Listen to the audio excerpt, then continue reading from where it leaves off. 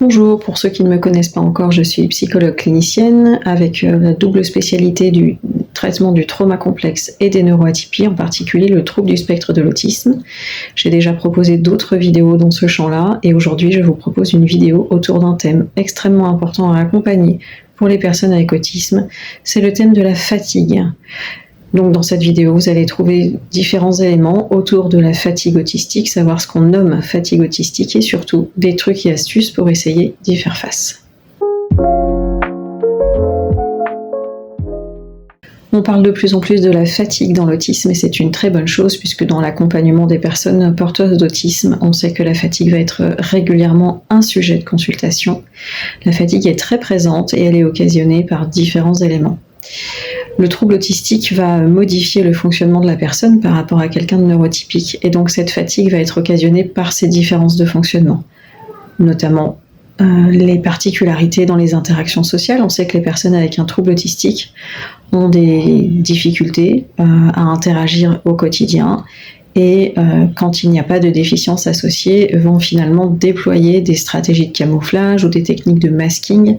pour essayer de compenser cette difficulté, ce qui va leur permettre, dans la plupart des cas, de passer relativement inaperçu, de bien fonctionner socialement. Mais ça, c'est extrêmement coûteux en énergie. Donc la première source de fatigue chez les personnes avec autisme, ce sont les interactions sociales.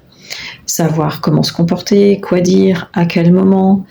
savoir comment se tenir aussi. L'expression corporelle, les expressions du visage vont aussi demander beaucoup d'efforts pour les personnes avec autisme, puisque ça n'est pas forcément intuitif chez eux et pas forcément très fluide non plus. La deuxième source de fatigue chez les personnes avec autisme, ça va être autour de la gestion de leurs émotions. On sait que beaucoup de personnes avec autisme vont avoir en général de la difficulté à gérer, à réguler leurs émotions, avec parfois des émotions qui peuvent déborder, et donc c'est très fatigant d'avoir beaucoup d'émotions. On peut avoir aussi des personnes qui semblent plutôt froides, plutôt sans émotion, en tout cas dans leur expression. Régulièrement, ce qu'on observe, c'est qu'il n'y a pas une absence d'émotion, mais c'est plutôt dans l'expression émotionnelle. Donc ils ne montrent pas d'émotion particulière, pour autant à l'intérieur, ils vivent quand même bien des choses, et donc le fait de ne pas pouvoir les exprimer, là aussi, c'est une source de fatigue. Il y a aussi un certain nombre de personnes avec autisme qui vont présenter ce qu'on appelle une porosité émotionnelle ou une contagion émotionnelle, c'est-à-dire qu'ils vont pouvoir être sensibles, voire très sensibles, aux ambiances et aux émotions des personnes avec lesquelles ils interagissent, et donc ils vont pouvoir être finalement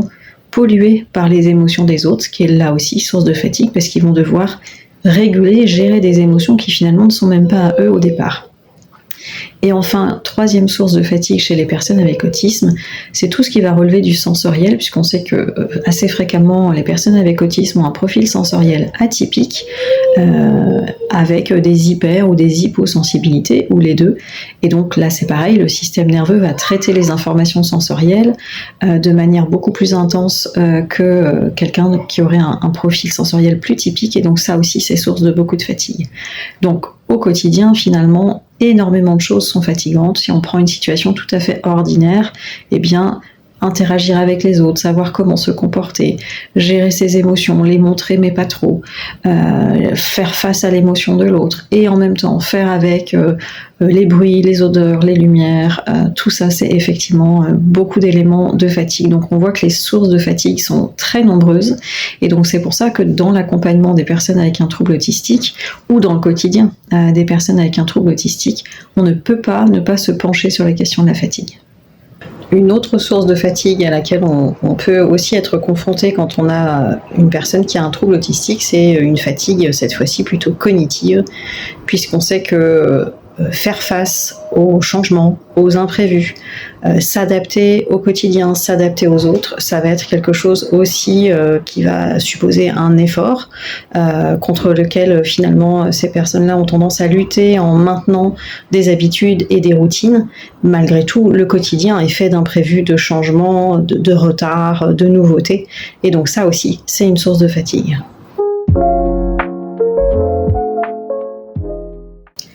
Pour pouvoir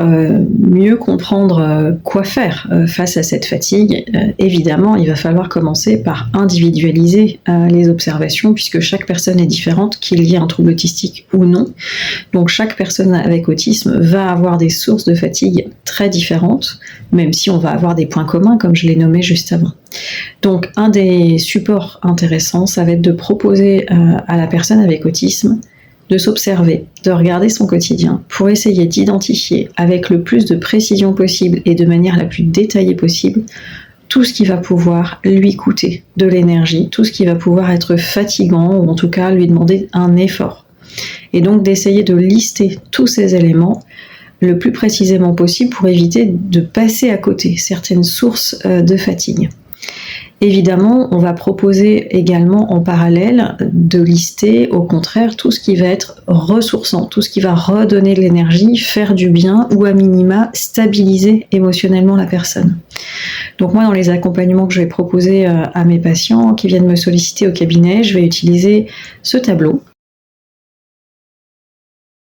Et l'idée, ça va être de pouvoir lister à la fois tout ce qui est ressourçant et à la fois tout ce qui est coûteux. D'abord dans cette première étape de remplissage du tableau pour apprendre à mieux se connaître, pour être attentif à un certain nombre de choses qui finalement passent relativement inaperçues, pour peut-être prendre conscience de certaines choses, et puis dans un second temps, une fois que le tableau est bien complété, pour pouvoir s'en servir, pour pouvoir piocher, anticiper, identifier, comprendre, mettre du sens sur certaines difficultés, certaines sensations de fatigue ou au contraire certaines sensations de bien-être et pouvoir être actif dans le fait de pouvoir régénérer son énergie. Une fois que ce tableau va être complété, pour pouvoir comprendre comment s'en servir, on va proposer aux patients d'être attentifs à l'équilibre entre ce qui va leur coûter de l'énergie et ce qui va leur permettre de se ressourcer. Et pour mieux saisir cet exercice d'équilibre, je vais souvent proposer la métaphore du compte bancaire pour rendre très concret quelque chose d'un peu abstrait. Quand on tient un compte bancaire, on sait qu'on va avoir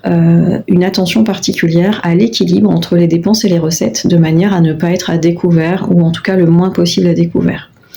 Et donc, on va pouvoir observer avec notre patient, du côté de ce qui lui coûte, de la même manière qu'un compte bancaire, quelles sont les dépenses régulières, récurrentes, quel montant de dépenses il va y avoir au quotidien, de manière à faire en sorte qu'il y ait des recettes en quantité au moins équivalente.